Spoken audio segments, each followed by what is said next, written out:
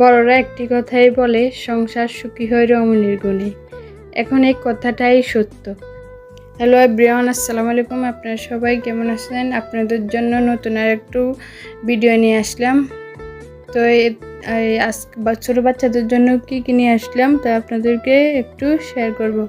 ওই ছোটো বাচ্চাদের জন্য কুকিজ বন নিয়ে আসলাম।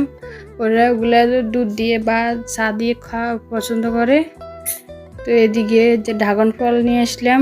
আমার ছোটো বাচ্চা ওইটা খুব ড্রাগন ফল পছন্দ করে। এগুলো এমনিতে সচরাচর সবসময় আনি না, তাই মাঝে মধ্যে নিয়ে এসেও খুবই পছন্দ করে।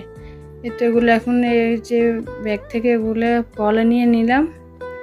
এদিকে আবার মিষ্টি নিলাম, রসমালাই। ওরা সবসময় খেতে পছন্দ করে।